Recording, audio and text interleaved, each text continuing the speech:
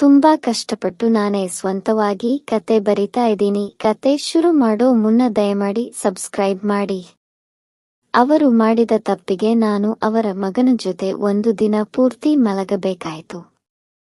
ಅಂದು ಮುಸ್ಸಂಜೆ ವೇಳೆ, ಸಂಜೆ 6 ಗಂಟೆ ಆಗಿತ್ತು. ನಾನು ಟಿವಿಯ ಮುಂದೆ ಕುಳಿತು ಧಾರಾವಾಹಿ ನೋಡುತ್ತಿದ್ದೆ.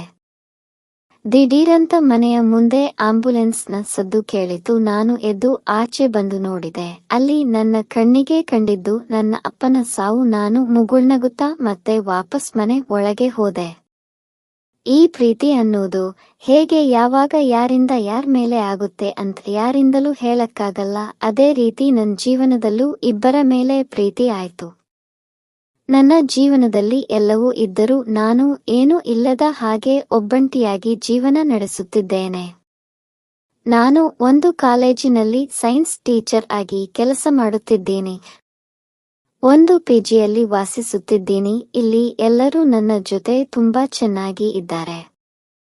ನಾನು ಏನೇ ಮಾಡಿದರೂ ನನಗೆ ಪ್ರೋತ್ಸಾಹಿಸುತ್ತಾರೆ. ಒಂದು ರೀತಿಯಲ್ಲಿ ಹೇಳಬೇಕು ಅಂದ್ರೆ ಇವರೇ ನನ್ನ ಕುಟುಂಬದವರು ಅನಿಸುತ್ತದೆ ಒಂದೊಂದು ಬಾರಿ. ನಾನು ಈ ಊರಿಗೆ ಬಂದು ತುಂಬಾ ವರ್ಷಗಳೇ ಆಯಿತು. ಇಲ್ಲಿ ನನ್ನವರು ಯಾರೂ ಇಲ್ಲ ಅಂದರೂ ನನ್ನ ಜೊತೆ ಯಾರ್ಯಾರು ಇದ್ದಾರೋ ಅವರೆಲ್ಲರನ್ನೂ ನನ್ನವರೇ ಎಂದು ನಾನು ಅಂದುಕೊಂಡಿದ್ದೆ. ಕಾಲೇಜಿನಲ್ಲೂ ಕೂಡ ನಾನು ಅಂದರೆ ಎಲ್ಲರಿಗೂ ಇಷ್ಟ. ಯಾಕೆ ಅಂದ್ರೆ ನಾನು ಸ್ವಲ್ಪ ಮಾತು ಜಾಸ್ತಿ, ಕೆಲಸ ಕಮ್ಮಿ. ಅದಕ್ಕೆ ನನ್ನ ಸ್ಟೂಡೆಂಟ್ಸ್ಗಳಿಗೆ ನನ್ನ ಕ್ಲಾಸ್ ಅಂದರೆ ಬಹಳ ಇಷ್ಟ. ಯಾರೂ ಕೂಡ ಒಂದು ದಿನ ಕೂಡ ಮಿಸ್ ಮಾಡಿಕೊಳ್ಳದೆ ನನ್ನ ಕ್ಲಾಸ್ಗೆ ಹಾಜರಾಗುತ್ತಿದ್ದರು.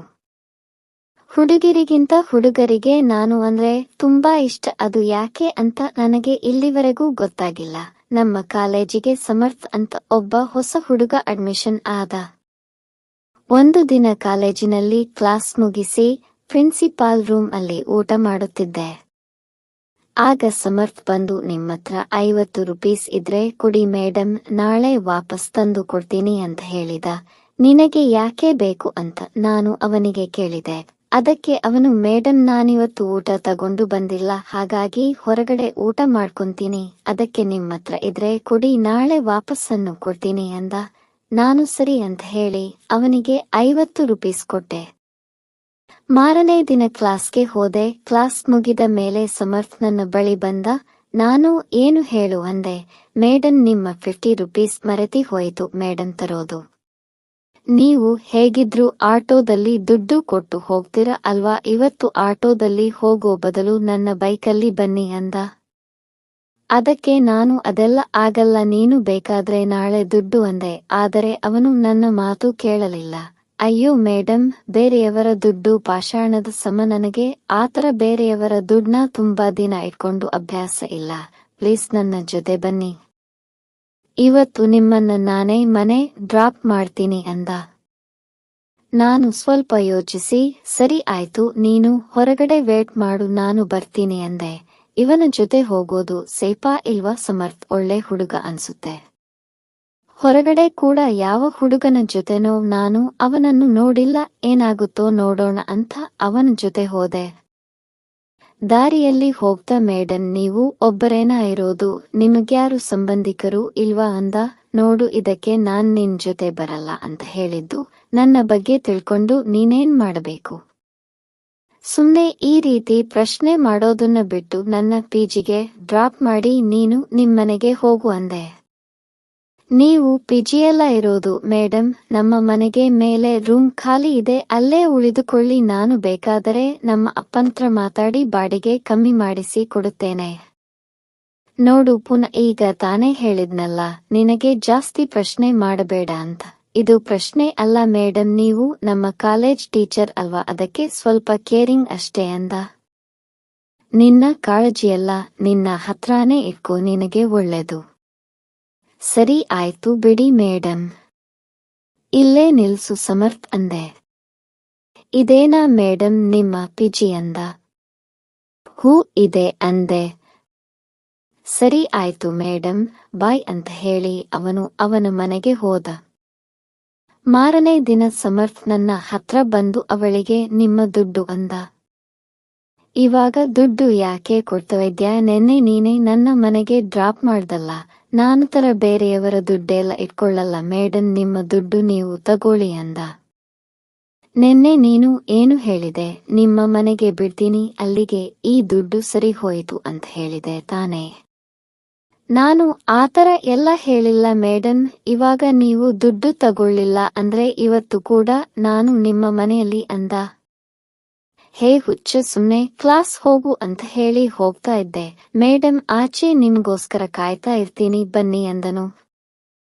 ನಾನು ಕ್ಲಾಸ್ ಮುಗಿಸಿ ಆಚೆ ಹೋದೆ. ಅಲ್ಲಿ ಅವನು ಬೈಕ್ ಮೇಲೆ ಕುಳಿತು ಕಾಯುತ್ತಿದ್ದ. ರೋಡಲ್ಲಿ ಯಾರೋ ಒಬ್ಬ ವ್ಯಕ್ತಿ ಬಿದ್ದು ಯಾರಾದರೂ ನೀರು ಕೊಡಿ ಅಮ್ಮ, ಯಾರಾದರೂ ನೀರು ಕೊಡಿ ಅಂತ ಹೇಳುತ್ತಿದ್ದ. ಆ ವ್ಯಕ್ತಿ ತುಂಬಾ ಗಲೀಜಾಗಿ ಬಟ್ಟೆ ಹಾಕಿದ. ಅದಕ್ಕೆ ಅವನ ಬಳಿ ಜನಗಳು ಯಾರೂ ಹೋಗುತ್ತಿರಲಿಲ್ಲ.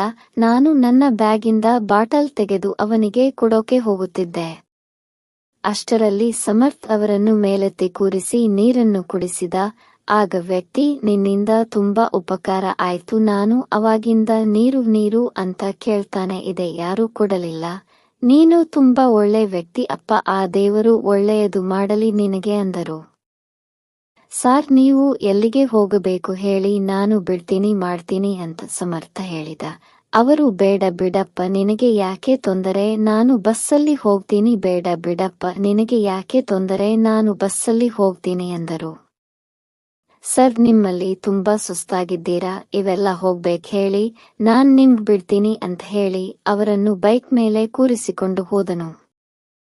ನಾಳೆ ಅವನು ಬಂದು ಇವತ್ತು ಬಿಡ್ಲಾ ಅಂದನು. ನಿನಗ್ ಒಂದ್ಸಲಿ ಹೇಳ್ದೆ ಅರ್ಥ ಆಗಲ್ವಾ? ನಾನು ದಿನನಿತ್ಯ ಹೇಗೆ ಮಾಡೋದು ಹಾಗೆ ಹೋಗ್ತೀನಿ, ನೀನು ನನ್ನ ಮೇಲೆ ಯಾವುದೇ ತರ ಕಾಳಜಿ ತೋರಿಸುವುದು ಬೇಡ ಅಂತ ಅವನಿಗೆ ಹೇಳಿದೆ. ಅವನು ಏನು ಮಾತನಾಡದೆ ಸೈಲೆಂಟಾಗಿ ಹೊರಟು ಹೋದ. ನಂತರ ಯಾಕೋ ನನಗೆ ಬೇಜಾರಾಯ್ತು. ಅವನು ಆಚೆ ನನಗಾಗಿ ಕಾಯುತ್ತಿದ್ದನು. ಏನು ನನಗೆ ಗೊತ್ತಿಲ್ಲ, ಆದರೆ ಸುಮಾರು ಸಮಯ ಅಲ್ಲೇ ನಿಂತಿದ್ದ. ನಾನು ಅವನ ಬಳಿ ಹೋಗಿ, ನಡೆಯಿರಿ ಸಾರ್, ನನ್ನ ಮನೆಗೆ ಬಿಡಿ ಅಂದೆ. ಅವನು ಬಹಳ ಖುಷಿಯಿಂದ, ನೀವು ಹೇಳೋದ್ ಹೆಚ್ಚ, ನಾನು ನಿಮ್ಮನ್ನ ಬಿಡೋದೇಚ, ಬನ್ನಿ ಹತ್ತಿ ಅಂದನು. ರಸ್ತೆಯಲ್ಲಿ ಹೋಗ್ತಾ ಇದ್ದಂತೆ ಅವನು, ಮೇಡಮ್ ಪಾನಿಪುರಿ ತಿನ್ನೋಣ ಪ್ಲೀಸ್, ಬೇಡ ಅನ್ಬೇಡಿ ಪ್ಲೀಸ್ ಅಂದನು. ಸರಿ ಆಯ್ತು ನಡಿ ಅಂದೆ. ಇದು ಹೀಗೆ ಮುಂದುವರಿಯುತ್ತದೆ. ದಿನೇ ದಿನೇ ಅವನೇ ನನ್ನನ್ನು ಮನೆಗೆ ಬಿಡುತ್ತಿದ್ದ. ಅವನು ನನಗೆ ಪರಿಚಯವಾದಾಗಿಂದ ನನ್ನ ಜೀವನ ತುಂಬಾ ಸುಂದರ ಅನಿಸಿತು. ಅವನನ್ನು ಒಂದು ದಿವಸ ಕೂಡ ನೋಡದೆ ನನಗೆ ಇರುವುದಕ್ಕೆ ಆಗುತ್ತಿರಲಿಲ್ಲ. ನನ್ನ ವಯಸ್ಸನ್ನು ಅವನ ವಯಸ್ಸನ್ನು ಲೆಕ್ಕಿಸದೆ ನಾನು ಅವನನ್ನು ತುಂಬಾ ಪ್ರೀತಿಸಲು ಶುರು ಮಾಡಿದೆ. ಆದರೆ ಅದನ್ನು ಅವನಿಗೆ ಹೇಳುವುದಕ್ಕೆ ಆಗುತ್ತಿರಲಿಲ್ಲ. ಯಾಕೆಂದರೆ ಅವನು ನನಗಿಂತ ವಯಸ್ಸಿನಲ್ಲಿ ತುಂಬಾ ಚಿಕ್ಕವನು. ಹಾಗಾಗಿ ನನಗೆ ಅವನ ಮೇಲಿದ್ದ ಪ್ರೀತಿಯನ್ನು ಅವನಿಗೆ ಹೇಳಲು ಮುಜುಗರವಾಗುತ್ತಿತ್ತು. ಆದರೆ ಒಂದು ದಿನ ಕ್ಲಾಸ್ ರೂಮಿನಲ್ಲಿ ನಾನು ಒಬ್ಬಳೇ ಕುಳಿತಿದ್ದೆ. ಅವತ್ತು ನನ್ನ ಹುಟ್ಟುಹಬ್ಬ. ಆಗ ಅವನು ನನ್ನ ಬಳಿ ಒಂದು ಹಾರ್ಟ್ ಶೇಪಿನ ಕೇಕ್ ಅನ್ನು ತಂದು ನನ್ನ ಮುಂದೆ ಇಟ್ಟನು. ಇದೇನಿದು ಅಂದೆ. ಇವತ್ತು ನಿಮ್ಮ ಹುಟ್ಟಿದ ಹಬ್ಬ ಅಂತ ನನಗೆ ಗೊತ್ತು ಮೇಡಮ್, ಕೇಕ್ ಕಟ್ ಮಾಡಿ ಎಂದನು. ನಾನು ಕೇಕ್ ಕಟ್ ಮಾಡಿ ಅವನಿಗೆ ತಿನ್ನಿಸಿದೆ. ಅವನು ಕೂಡ ನನಗೆ ತಿನ್ನಿಸಿದ. ಅವನು ನನ್ನ ಕೈ ಹಿಡಿದು ನನ್ನ ಬೆರಳಿಗೆ ಒಂದು ಬೆಳ್ಳಿಯ ಉಂಗುರವನ್ನು ಹಾಕಿ, ಐ ಲವ್ ಯು, ನಾನು ನಿಮ್ಮನ್ನು ಮದುವೆಯಾಗುತ್ತೇನೆ ಮೇಡಮ್ ಅಂದನು. ಅವತ್ತು ನನಗೆ ಆದ ಖುಷಿಗೆ ಯಾರಿಂದಲೂ ಬೆಲೆ ಕಟ್ಟಲು ಸಾಧ್ಯವಿಲ್ಲ. ಅಷ್ಟು ಖುಷಿಯಾಯಿತು ಅವನ ಮಾತು ಕೇಳಿ. ಆದರೆ ಈ ಪ್ರಪಂಚಕ್ಕೆ ಎದುರಿಗೆ ನಾನು ಅವನಿಗೆ ಹೇಳಿದೆ, ನಿನಗೇನು ತಲೆ ಕೆಟ್ಟಿದ್ಯಾ, ನಿನಗೆ ಎಷ್ಟು ವಯಸ್ಸು, ನಿಂಗೆ ಎಷ್ಟು ವಯಸ್ಸು, ನಾವಿಬ್ಬರೂ ಮದುವೆ ಆಗೋದು ಸರಿನಾ ಅಂದೆ. ಆಗ ಅವನು, ಈ ಪ್ರಪಂಚ ಏನೇ ಹೇಳಿ ಮೇಡಮ್, ಈ ಜನಗಳು ನಮ್ಮ ಬಗ್ಗೆ ಏನೇ ಮಾತಾಡ್ಲಿ, ನಾನು ಯಾವುದಕ್ಕೂ ತಲೆಕೆಡಿಸಿಕೊಳ್ಳಲಿಲ್ಲ. ನೀವು ನನ್ನ ಒಪ್ಪಿಕೊಳ್ಳಲಿಲ್ಲ ಅಂದ್ರೆ ನಾನು ತುಂಬಾ ತಲೆಕೆಡಿಸಿಕೊಳ್ಳುತ್ತೇನೆ. ನಿಮಗೋಸ್ಕರ ನಾನು ನಮ್ಮ ಅಪ್ಪ ಅಮ್ಮನನ್ನು ಕೂಡ ಬಿಟ್ಟು ಬರೋಕೆ ರೆಡಿ ಇದೀನಿ. ಅಷ್ಟು ಇಷ್ಟಪಡ್ತೀನಿ ನಿಮ್ಮನ್ನ. ದಯವಿಟ್ಟು ನನ್ನ ಒಪ್ಕೊಳ್ಳಿ ಮೇಡಮ್, ನಾವಿಬ್ರು ಎಲ್ಲರೂ ದೂರ ಹೋಗಿ ನೆಮ್ಮದಿಯಿಂದ ಜೀವನ ಮಾಡೋಣ ಅಂದನು. ಆ ಕ್ಷಣ ನಾನು ಅವನಿಗೆ ಏನು ಹೇಳಬೇಕು ಅಂತ ನನಗೆ ಗೊತ್ತಾಗಲಿಲ್ಲ. ಇನ್ನು ಮೇಲೆ ನೀನು ನನ್ನನ್ನು ಮನೆಗೆ ಬಿಡುವುದು ಬೇಡ ಅಂದೆ. ಆಗ ಅವನು, ಮೇಡಮ್ ಅಂದನು, ನೀನು ನನ್ನ ಜೊತೆ ನಮ್ಮ ಮನೆಯಲ್ಲಿ ಉಳ್ಕೊ ಅಂದೆ. ಆಗ ಅವನು ನನ್ನನ್ನು ಎತ್ತಿಕೊಂಡು ಒಂದು ರೌಂಡ್ ತಿರುಗಿಸಿದ. ನಾನು ಹೇ ಸಾಕು ಸಾಕು ಇಳಿಸು ಕೆಳಗೆ ಅಂದೆ. ನಾನು ಕೂಡ ನಿನ್ನನ್ನು ನಿನಗಿಂತ ಮುಂಚೆಯಿಂದಾನೇ ತುಂಬಾ ಇಷ್ಟಪಡ್ತೀನಿ ಕಣೋ, ಆದ್ರೆ ಹೇಳಿಕೊಳ್ಳೋಕೆ ಆಗ್ತಿರಲಿಲ್ಲ ಅಷ್ಟೇ ಅಂದೆ. ಇವಾಗ್ ಹೇಳಿದ್ರಲ್ಲ ಬಿಡಿ, ಇನ್ನು ಮುಂದೆ ಗಂಡ ಹೆಂಡತಿ ಆಗಿ ಇರೋಣ ಅಂದ. ಇಬ್ಬರು ಅಲ್ಲೇ ಒಂದಾದೆವು. ಮುಂದೆ ನಮ್ಮಿಬ್ಬರ ಮದುವೆ ಯಾವಾಗ ಅಂತ ಅವನಿಗೆ. ಈ ವಾರ ಕಳೀಲಿ, ಮುಂದಿನ ವಾರ ನಿಮ್ಮನ್ನ ಕರ್ಕೊಂಡು ಹೋಗಿ ನಮ್ಮಪ್ಪ ಅಮ್ಮನ ಮುಂದೆ ನಿಲ್ಲಿಸ್ತೀನಿ ನೋಡಿ, ನಾನು ಇವರನ್ನೇ ಮದುವೆಯಾಗೋದು ಅಂತ ಹೇಳ್ತೀನಿ. ಅದೇನಾಗುತ್ತೋ ಆಗಲಿ. ಅವರು ಒಪ್ಪಲಿಲ್ಲ ಅಂದ್ರೆ ಈ ಊರನ್ನೇ ಬಿಟ್ಟು ಬೇರೆ ಊರಿಗೆ ಹೋಗಿ ಮದುವೆಯಾಗಿ ಸಂಸಾರ ಮಾಡೋಣ ಅಂದನು. ಆಯ್ತು, ಈಗ ಟೈಮ್ ಆಗಿದೆ, ಬಾ ಹೋಗೋಣ ಅಂದೆ. ಮುಂದಿನ ವಾರ ಅವನು ಹೇಳಿದ ಹಾಗೇನೆ ಅವರ ಮನೆಯ ಬಾಗಿಲ ಮುಂದೆ ನಿಂತು ಬೆಲ್ ಮಾಡಿದ. ಅವರ ಮನೆ ಕೆಲಸದವರು ಬಂದು ಬಾಗಿಲನ್ನು ತೆಗೆದರು. ನಾನು ಒಳಗಡೆ ಹೋದ ತಕ್ಷಣ ಇದೇನು ಮನೆನಾ ಇಲ್ಲ ಅರಮನೆನಾ, ಏನು ಎಷ್ಟು ಚೆನ್ನಾಗಿದೆ ನಿಮ್ಮ ಮನೆ ಎಂದೆ. ನಾನು ಹುಟ್ಟಾಗಿಂದ ಇದೇ ಮನೆಯಲ್ಲಿ ಇದ್ದೀನಿ ಮೇಡಮ್, ನಮ್ಮಪ್ಪ ಅಮ್ಮನಿಗೆ ಈ ಮನೆನ ಒಂದು ಗೊತ್ತಿಲ್ಲ ಮೇಡಮ್, ಆದ್ರೆ ನೆಮ್ಮದಿಯಾಗಿ ಇದ್ದೀವಿ ಅಂದನು. ನೀವು ಇಲ್ಲೇ ಕೂತಿರಿ, ನಾನು ಹೋಗಿ ಅಮ್ಮನನ್ನು ಕರೆದುಕೊಂಡು ಬರುತ್ತೇನೆ ಎಂದ. ಅವನು ಅವರ ಅಮ್ಮನ ಜೊತೆ ಬಂದನು. ನನಗೆ ಅವರನ್ನು ನೋಡಿದ ತಕ್ಷಣ ಆಕಾಶ ತಲೆ ಮೇಲೆ ಬಿದ್ದಂತಾಯಿತು.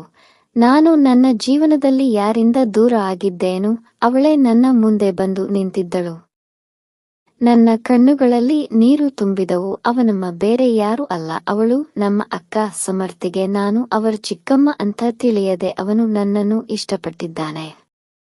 ನಾನು ಅವನು ನನ್ನ ಅಕ್ಕನ ಮಗ ಅಂತ ತಿಳಿಯದೆ ಅವನ ಮೇಲೆ ಆಸೆ ಪಟ್ಟೆ. ಅವನು ಅವರ ಅಮ್ಮನೊಂದಿಗೆ, ಅಮ್ಮ ನಾನು ಇವರನ್ನು ತುಂಬಾ ಇಷ್ಟಪಡುತ್ತಿದ್ದೇನೆ, ನಾನು ಮದುವೆ ಆದರೆ ಇವರನ್ನೇ ಆಗೋದು ಅಂದ. ಅವಳು ಅವನ ಕಪಾಲಕ್ಕೆ ಒಂದು ಬಾರಿಸಿದಳು. ಅವನು ಯಾಕಮ್ಮ ಹೊಡೆದಿದೆ, ಏನಾಯ್ತು ಅಂದ. ಅವಳು ನನ್ನನ್ನು ಕೇಳಿದಳು, ನೀನು ಇನ್ನೂ ಬದುಕಿದ್ದೀಯಾ, ಅದಕ್ಕೆ ನಾನು ಬದುಕಿರೋವರೆಗೂ ನಿನ್ನ ಮುಖ ನೋಡಬಾರದು ಅಂತ ಅಂದುಕೊಂಡಿದ್ದೆ, ಆದರೆ ವಿಧಿ ನೋಡು ನಿನ್ನ ಮಗನನ್ನೇ ನಾನು ಪ್ರೀತಿಸುವಂತಾಯ್ತು ಅಂದೆ. ಅಮ್ಮ ಯಾಕ್ ಈ ರೀತಿ ಮಾತಾಡ್ತಾ ಇದ್ದೀಯಾ, ಏನಾಯ್ತು ನಿನ್ಗೆ ಅಂದನು. ಏನಾಯ್ತ, ಇವಳು ಯಾರು ಅಂತ ಗೊತ್ತಿಲ್ಲ ನಿಂಗೆ. ಗೊತ್ತೋ ಅಮ್ಮ, ಎಲ್ಲ ಗೊತ್ತಿದೆ, ನಾನು ಇಷ್ಟಪಟ್ಟಿರೋದು ನೀವ್ಯಾರು ಏನೇ ಹೇಳಿದರೂ ನಾನು ಇವರ ಜೊತೆನೇ ಇರ್ತೀನಿ ಅಂದನು. ಇವಳು ನನ್ನ ಸ್ವಂತ ತಂಗಿ ಅಂದ್ರೆ ಇವಳು ನಿನಗೆ ಚಿಕ್ಕಮ್ಮ ಆಗಬೇಕು ಅಂದಳು. ನೋ ಅಮ್ಮ, ಏನ್ ಹೇಳ್ತಾ ಇದ್ಯಾ ನೀನು, ಇವರು ನನ್ ಚಿಕ್ಕಮ್ಮನ ಅಂದನು. ಹೌದು, ನೀನು ಅವರಿಗೆ ಮಗನ ಸಮ ಅಂದಳು. ಅಮ್ಮ ದಯವಿಟ್ಟು ಸ್ವಲ್ಪ ಅರ್ಥ ಆಗೋತರ ಹೇಳು ಅಮ್ಮ, ನನಗೊಂದು ಅರ್ಥ ಆಗ್ತಾ ಇಲ್ಲ ಅಂದನು. ಅದನ್ನ ನಾನು ಹೇಳ್ತೀನಿ ಸಮರ್ಥ್, ನನ್ನ ಜೊತೆ ಬಾ ಅಂತ ಅವನನ್ನು ಕರ್ಕೊಂಡು ಹೋದೆ. ಈಗ ಹೇಳಿ ನೀವು ನಿಜ ನಮ್ಮಮ್ಮನ ತಂಗಿನ ಅಂದನು. ಅದೊಂದು ದೊಡ್ಡ ಕತೆ. ನಮ್ಮದು ಒಂದು ಚಿಕ್ಕ ಹಳ್ಳಿ, ಆ ಹಳ್ಳಿಯಲ್ಲಿ ನಾವೇ ದೊಡ್ಡ ಮನೆತನದವರು.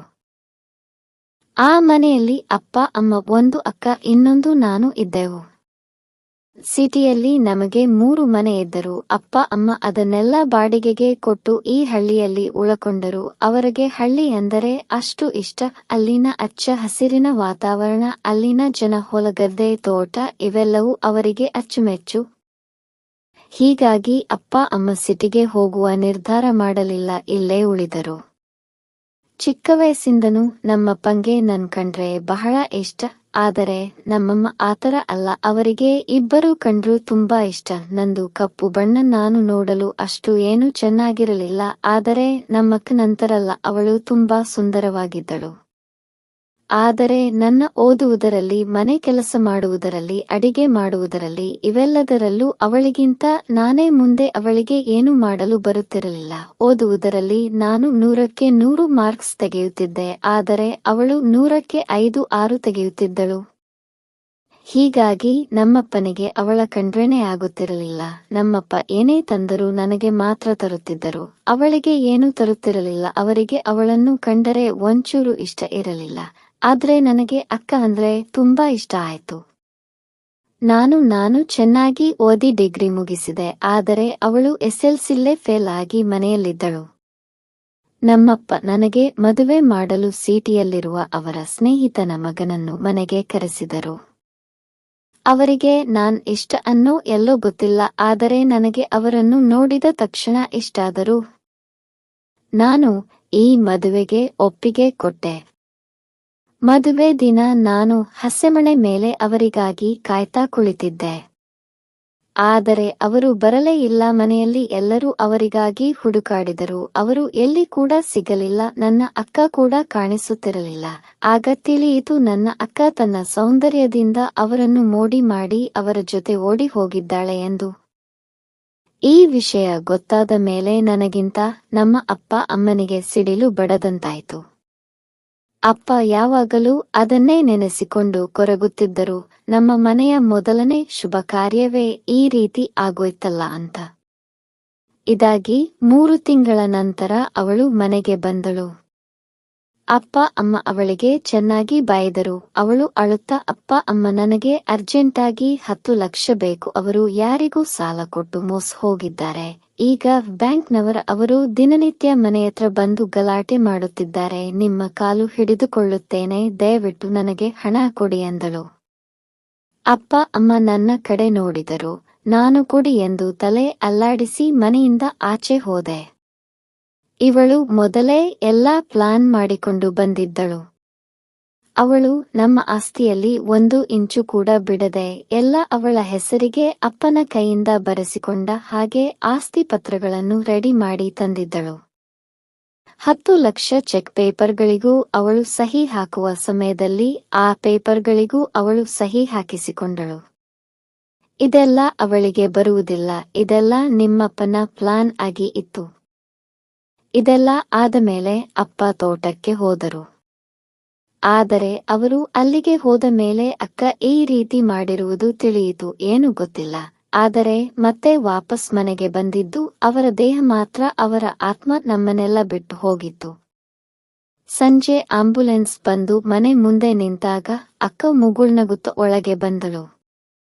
ನಾನು ಆಚೆ ಓಡಿ ಹೋಗಿ ನೋಡಿದೆ, ಅಪ್ಪ ಚಿರ ನಿದ್ರೆಗೆ ಜಾರಿದರು. ಅಪ್ಪನನ್ನು ನೋಡಿ ಅಮ್ಮನಿಗೆ ಅಲ್ಲೇ ಹೃದಯಘಾತವಾಯಿತು. ಅಮ್ಮ ಕೂಡ ನನ್ನನ್ನು ಬಿಟ್ಟು ಹೋದಳು. ನಾನು ತುಂಬಾ ಅಳುತ್ತಾ ಗೋಳಾಡುತ್ತಿದ್ದೆ. ಆದರೆ ಅಕ್ಕನ ಮುಖದಲ್ಲಿ ಒಂದು ಚೂರು ದುಃಖವಿರಲಿಲ್ಲ. ಅವರ ಕಾರ್ಯಗಳೆಲ್ಲ ಮುಗಿದ ಮೇಲೆ ಅಕ್ಕ ಅವಳ ಗಂಡನನ್ನು ಕರೆದುಕೊಂಡು ನನ್ನ ಬಳಿ ಬಂದಳು.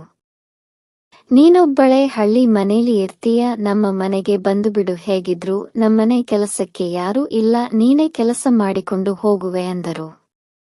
ನಾನು ಹಳ್ಳಿ ಬಿಟ್ಟು ಎಲ್ಲಿಗೂ ಬರುವುದಿಲ್ಲ ಅಂದೆ. ಅದಕ್ಕೆ ಅವಳು, ಇನ್ನೂ ನಿನಗೆ ಕೊಬ್ಬು ಹೇಳೋದಿಲ್ಲ ಅಲ್ವಾ ಅಂದಳು. ಆಗ ನಾನು, ಅಕ್ಕ ಯಾಕ್ ಈ ರೀತಿ ಮಾತಾಡ್ತೀಯಾ? ನಾನು ನಿನ್ನ ತಂಗಿ ಅಲ್ವಾ ಅಂದೆ. ನೀನ್ಯಾವ ಸೀಮೆ ತಂಗಿ? ನನಗೆ ಚಿಕ್ಕ ವಯಸ್ಸಿಂದಾನೂ ನಿನ್ನ ಮೇಲೆ ಪ್ರೀತಿ ಅನ್ನೋದೇ ನನಗಿಲ್ಲ. ನಿನ್ನ ಮೇಲೆ ನನಗೆ ಇದ್ದಿದ್ದು ಬರೀ ದ್ವೇಷಾನೇ. ನಿಮ್ಮಪ್ಪನ ಕೈಲಿ ಸಿಟಿಯಲ್ಲಿರುವ 3 ಮನೆಯನ್ನು ನನ್ನೆಸ್ರು ಮಾಡಿಸಿಕೊಂಡಿದ್ದಾಯ್ತು. ಆದ್ರೆ ಇದೊಂದು ಮನೆ ಮಾತ್ರ ಬರ್ಸ್ಕೊಳಕ್ ಆಗ್ಲಿಲ್ಲ. ಆದ್ರೆ ನಾನ್ ಈ ಮನೆನು ಬಿಡಲ್ಲ. ಈ ಮನೆನು ನಿನ್ನಿಂದ ಕಿತ್ಕೋತೀನಿ, ನೋಡ್ತಾ ಇರು. ನಿನ್ನ ಈ ಕೆಟ್ಟ ಮುಖನ ಮತ್ತೆ ಇನ್ಯಾವತ್ತೂ ನನಗ್ ತೋರಿಸಬೇಡ ಅಂತ ಹೇಳಿ ಅಲ್ಲಿಂದ ಅವರಿಬ್ಬರು ಹೊರಟು ಹೋದರು. ಅಲ್ಲಿಂದ ಇಲ್ಲಿಯವರೆಗೂ ನಾನು ಒಂಟಿಯಾಗಿ ಬದುಕುತ್ತಿದ್ದೇನೆ.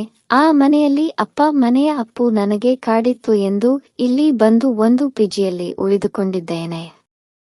ಇದುವರೆಗೂ ನಾನ್ ಇಷ್ಟಪಟ್ಟಿದ್ದು ನನಗೆ ಸಿಗ್ಲಿಲ್ಲ. ಆಗುವನು ನಾನು ನಿಮಗೆ ಸಿಗ್ತೀನಿ, ನಾವಿಬ್ರೂ ಎಲ್ಲಾದ್ರೂ ದೂರ ಹೋಗಿ ಮದುವೆ ಆಗೋಣ ಬನ್ನಿ ಎಂದನು. ಇಲ್ಲ, ಅದು ಸಾಧ್ಯವಿಲ್ಲ. ನೀನು ಇನ್ಯಾವತ್ತೂ ನನ್ನ ಮುಖ ನೋಡಲು ಬರಬೇಡ ಅಂದೆ. ಹಾಗೆಲ್ಲ ಹೇಳ್ಬೇಡಿ, ನಿನ್ನ ಬಿಟ್ಟು ಬದುಕೋ ಶಕ್ತಿ ನನಗಿಲ್ಲ ಅಂದನು. ಇನ್ನು ಮುಂದೆ ನೀನು ನನ್ನನ್ನು ನೋಡಲು ಬಂದರೆ ನನ್ನ ಮೇಲೆ ಆಣೆ, ನನ್ನನ್ನು ಮರೆತು ಬಿಡು ಸಮರ್ಥ್ ಅಂತ ಹೇಳಿ ನಾನು ನಮ್ಮ ಊರಿನ ಬಸ್ ಹತ್ತಿದೆ. ಗೊತ್ತಿಲ್ಲದೇನೆ ನಾನು ಸಮರ್ಥನ ಜೊತೆ ಕ್ಲಾಸ್ ರೂಮಿನಲ್ಲಿ 1 ಹೆಜ್ಜೆ ಮುಂದೆ ಹಾಕಿಬಿಟ್ಟಿದ್ದೆ. ನಾನು ಈಗ ಒಬ್ಬಳಲ್ಲ, ಇಬ್ಬರು. ಆದರೆ ಅದು ಸಮರ್ಥಿಗೆ ಗೊತ್ತಿರಲಿಲ್ಲ. ನಾನು ನಮ್ಮ ಹಳ್ಳಿಯಲ್ಲೇ ಹಳ್ಳಿಯ ಮಕ್ಕಳುಗಳಿಗೆ ಪಾಠ ಮಾಡುತ್ತಿದ್ದೆ. 1 ವರ್ಷ ಆದ ಮೇಲೆ ನನಗೆ ಒಂದು ಹೆಣ್ಣು ಮಗು ಹುಟ್ಟಿತು. ಅದಕ್ಕೆ ಸಮರ್ಥಿನಿ ಎಂದು ಹೆಸರು ಇಟ್ಟೆ. ಈಗ ನಾನು ನನ್ನ ಮಗಳು ನೆಮ್ಮದಿಯಾಗಿ ನಮ್ಮ ಹಳ್ಳಿಯ ಮನೆಯಲ್ಲಿ ಜೀವನ ನಡೆಸುತ್ತಿದ್ದೇವೆ.